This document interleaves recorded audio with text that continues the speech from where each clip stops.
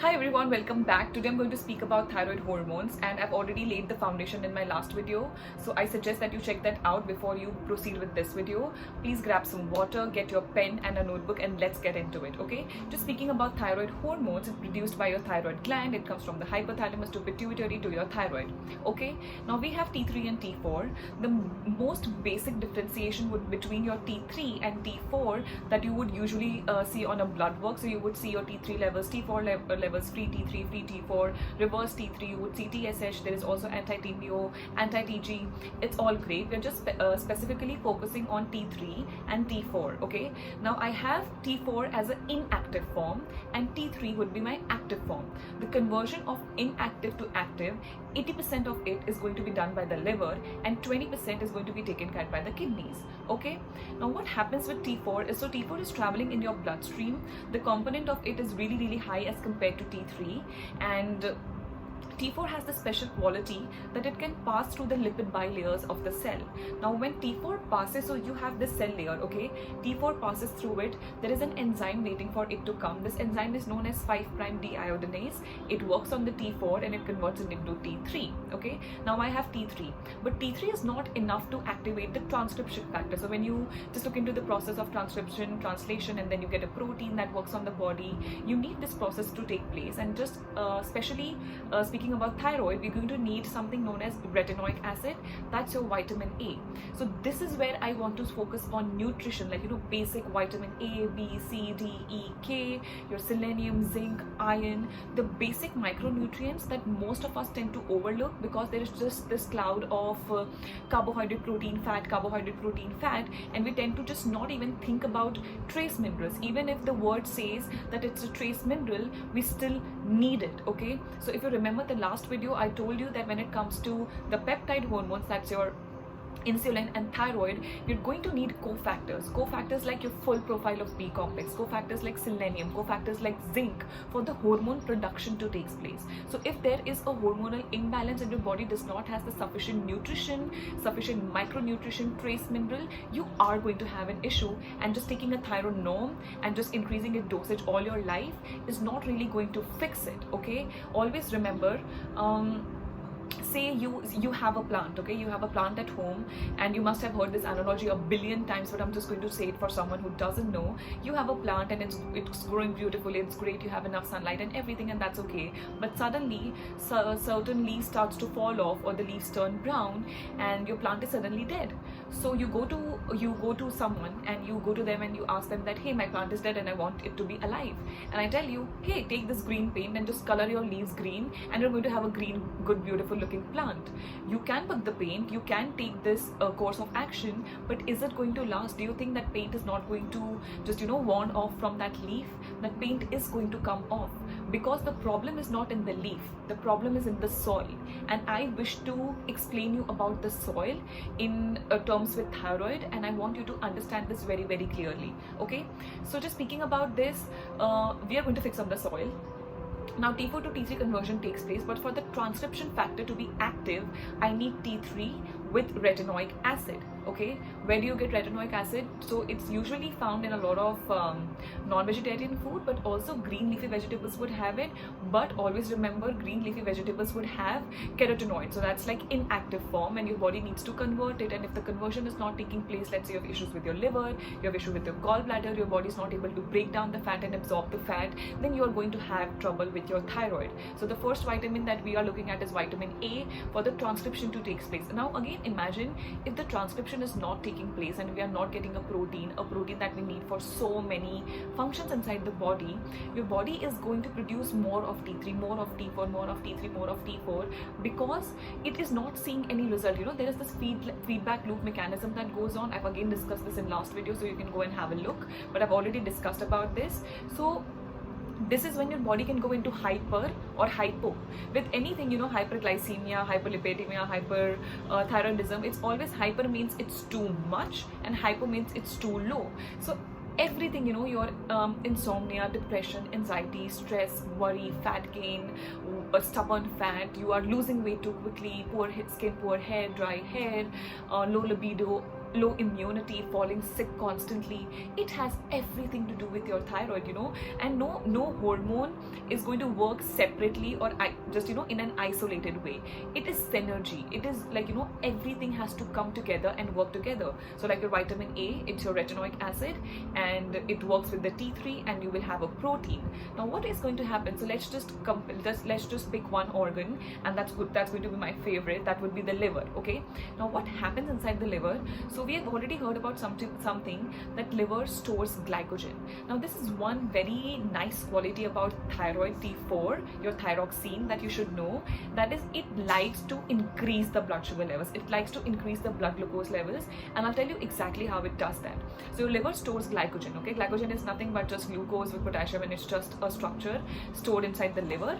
Now this glycogen is going to be converted into glucose because of a protein produced when the conversion of T4 to T3 was taking place. So your thyroid hormone is going to be responsible for converting and breaking down glycogen into glucose, okay, like turning fat into energy and giving this energy to the body. So for your any function to take place, any single function to take place, if you're just sitting and breathing and you're practically not doing anything, you still need energy to sustain and live.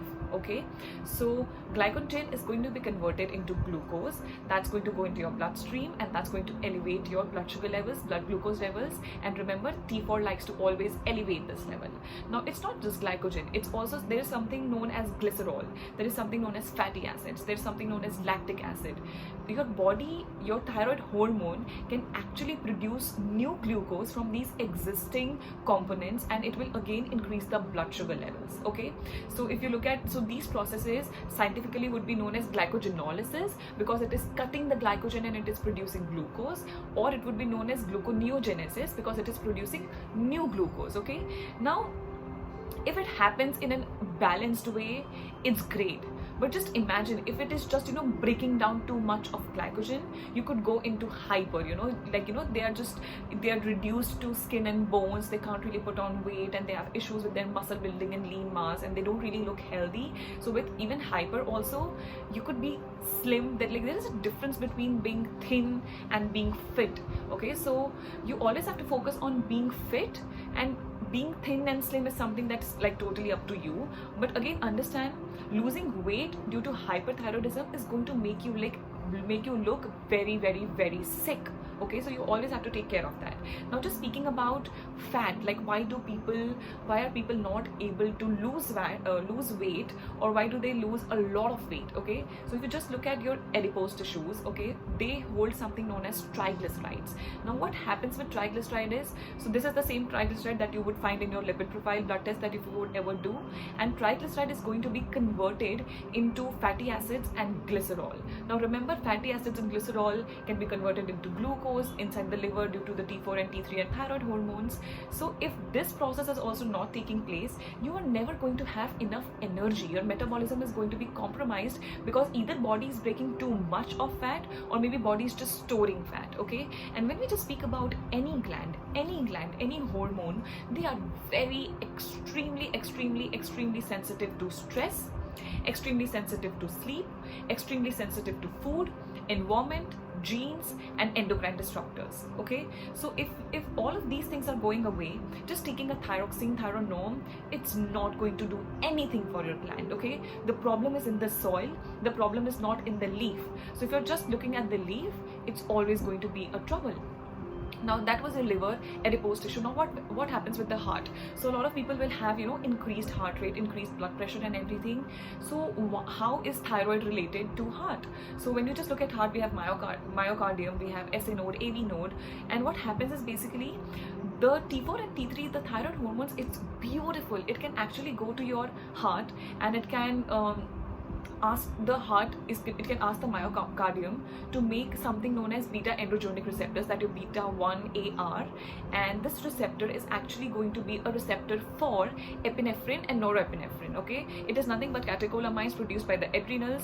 Now always assume if you have elevated levels of epinephrine and norepinephrine, and if it is going to come and just dock with the receptor, what it is exactly going to do is it's going to increase the stroke volume, it's going to increase the blood volume, it's going to increase the cardiac output, it's going to lead to vasoconstriction, and that is going to lead to increase in blood pressure, and that leads to increase in heart rate. And if this happens in a vice versa, you would have decreased or lower amounts of it.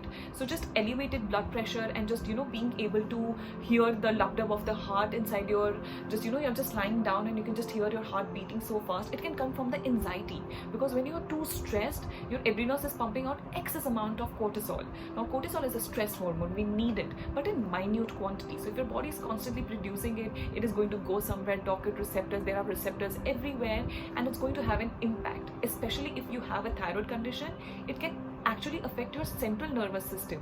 So if you just look at axons, neurons, dendrites, we have all of these connections.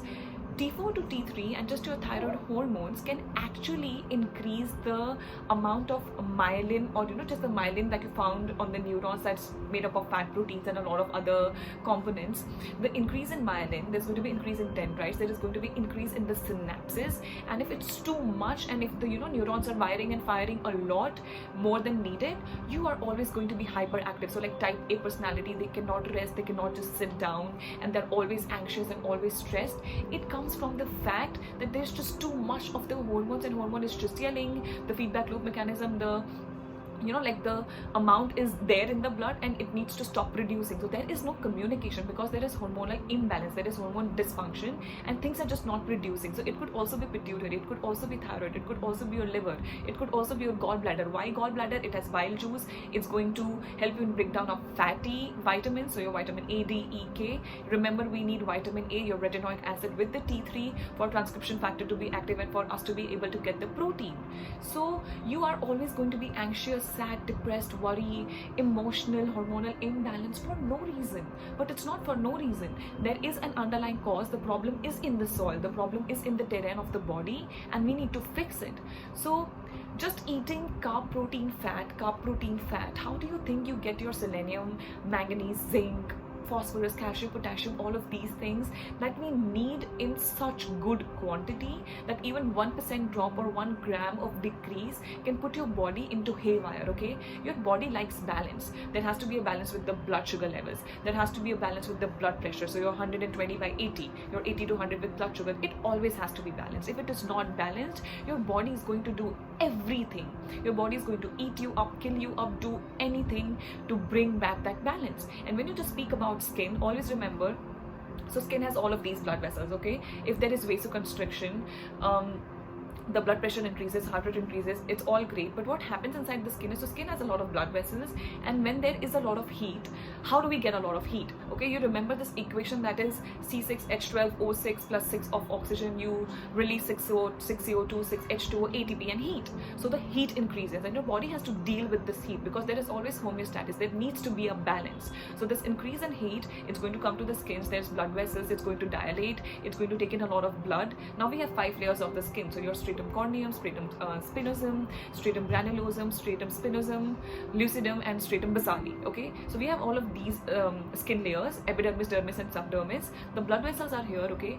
Now a lot of blood comes in, there is a lot of heat and your skin is going to try to eject it, okay? It has to bring out that balance. So the perspiration comes out, and then we also have eccrine and apocrine glands. That's your sweat glands. So you're going to produce a lot of sweat. That's going to lead to just cooling and evaporation, and that is one way in which your body is going to be able to just cool down the system internally. So everyone who thinks that they are sweating, so they are burning fat and fat is coming out via sweat, that's not the truth.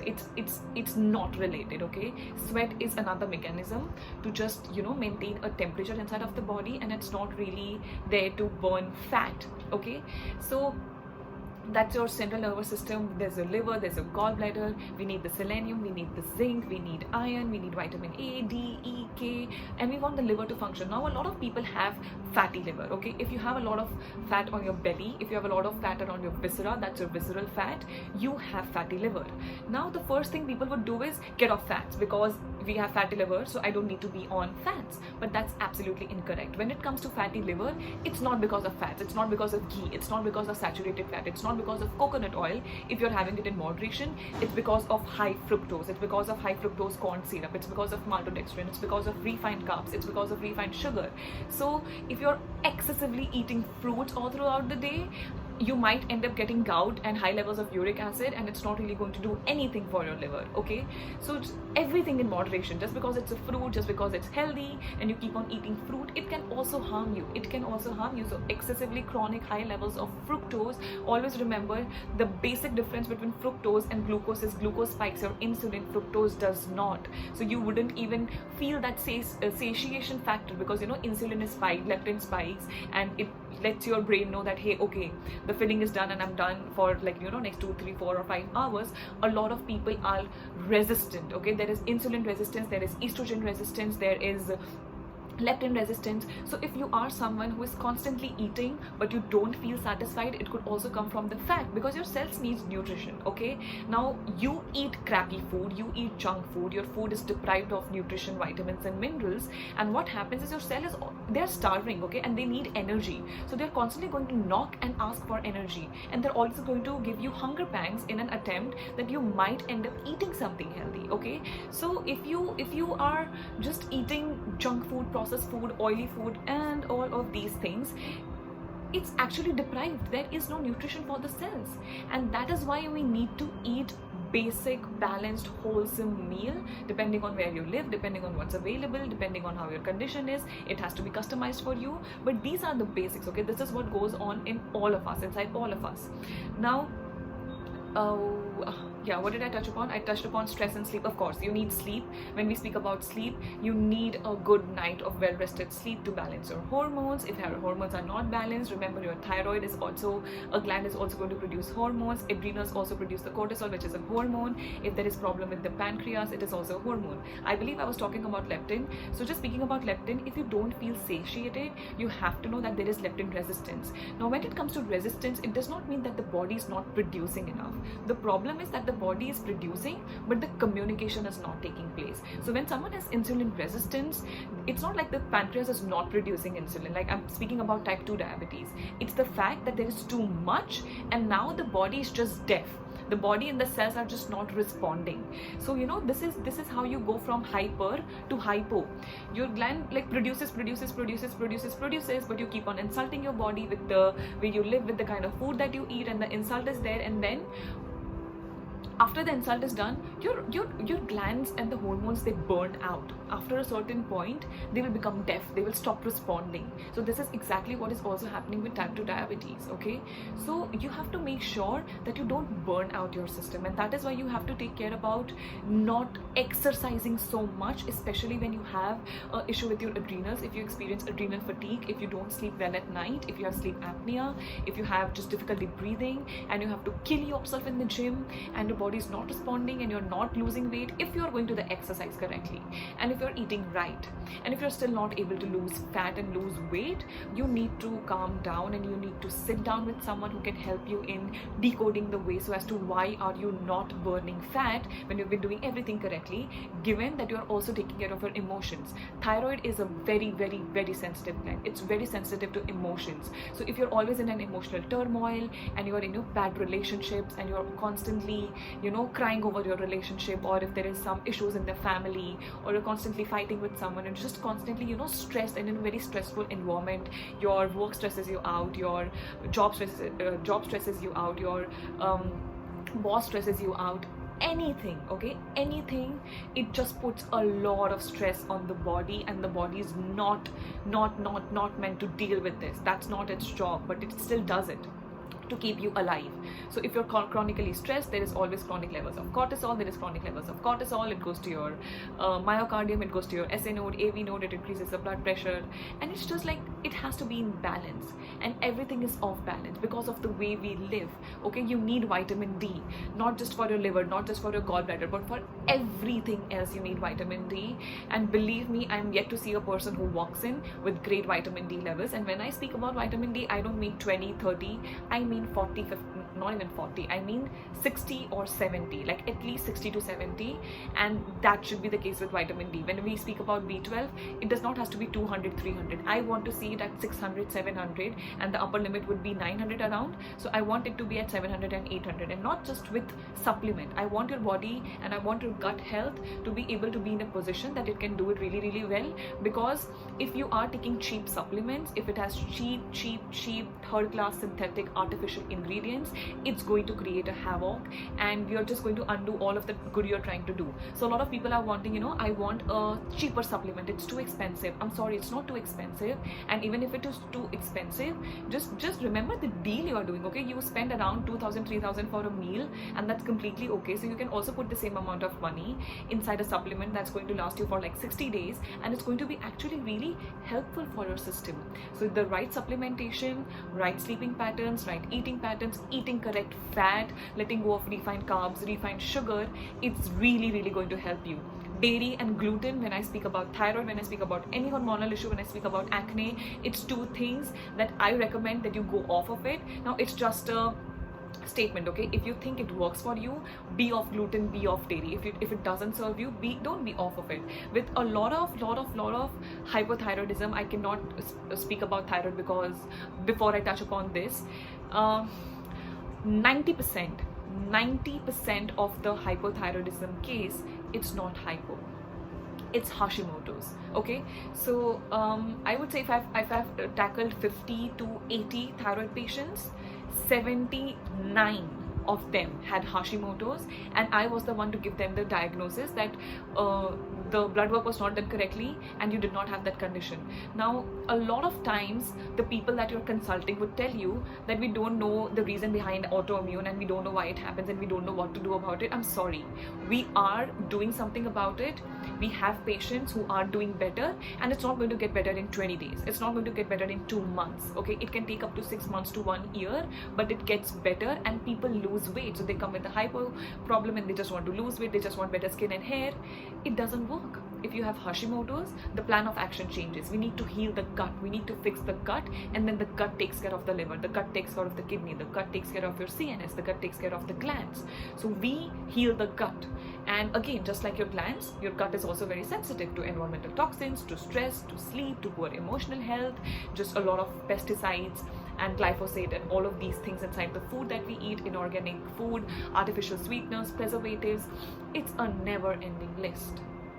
Okay, but just your thyroid, if I have to tell you 3 things, okay, my top 3 for the healing of your thyroid. Number 1, stress. Manage your stress. Manage your stress. Find a way to breathe around it. Do something about it. Get out of that relationship. Get out of that home. Leave your job. I don't care. But manage your stress. Okay, that's number 1. Number 2, sleep. And don't sleep at 2 in the night. Don't sleep at 6 in the morning. Sleep before midnight and let your body balance the hormones. Let the detoxification take place. Okay, so that's my number 2. And number 3 would be focus on micronutrients, not just macro, not just carbohydrate, proteins and fats. It's great, I need it. Okay, do what serves you, do what works best for you, but I also want you to take your selenium, your iron, your zinc, your manganese, your magnesium. You need magnesium. Okay, potassium, you need approximately 4,700 milligrams to 5,000 milligrams of potassium. So just eating one banana, it's not going to give you enough. So you need a variety. Okay, how many bananas are you going to eat to get your 4,700 mark every single day? Okay, and when it comes to zinc, so always remember, vitamin A, D, E, K, they are fat soluble, so they can be stored inside the body. But just if you look at your zinc, it cannot be stored inside the body, and if there is no input from the outside, there is going to be no mechanism, there is going to be no function, because the body is not getting enough of something that it needs. So it's like, it's that part of the puzzle that if you just ignore it because it's just a micronutrient and it's a trace mineral and you probably don't need it, it's not going to work. Supplement, okay? Eat correctly, have your micronutrients. It's impossible to get it from food at this point, and especially when you are diseased, I would always suggest, if the food quality is not that great, if you're not being able to take care of your stress and sleep and everything, at least get in a good great quality of supplement. There are a lot of brands out there who are doing great, amazing work. Especially, you know, there are supplements known as thyroid support supplement. So depending on the deficiencies that you have, sit down with your health practitioner, sit down with your doctor, sit down with your dietitian, speak about it, look into it. But even if at this point you're not able to afford anything, I would suggest take care of your stress, manage your sleep. That would make your life great, and once your life is great, you can look into your finances and all of these things. You can get into supplements and just starting take care of yourself. And believe me, when it comes to thyroid, the earlier you catch it, the easier it is to heal you. I'm not saying you can't be healed. Believe me, you can be healed. Believe me, it can always get better, even if it is an autoimmune condition. But given that you are disciplined and you want it bad enough, you want your health bad enough, and it's done. And of course, sunlight. Get in your sunlight. So that could be like 3S, okay? Your stress, sleep, and sunlight. Work on these things. Eat a little bit correctly, move a little bit correctly. Don't exhaust yourself. If you have a condition, I don't recommend working out like a maniac. You have to sit down with someone and figure out what works for you. And you don't even have to sit down with someone. You just need to know that every time you don't feel like doing it and exercise exhausts you, you feel like dying, you feel like sleeping, you feel like you don't have energy, that's not working for you and you need to find something else. So that's a little something that I need you to take care of. And yeah, I'm going to speak about estrogen and a lot of hormones also, but this is like just the basics, and you need the health of your organs. So just taking a Thyronome that is just working on the thyroid gland and it's not looking inside of anything, that is actually the basis of your T3 and T4. How do you think it's ever going to work? So I need you to work on the soil, and I don't need you to work on artificial paint. And I know that now you know what that means. So please take care of yourself.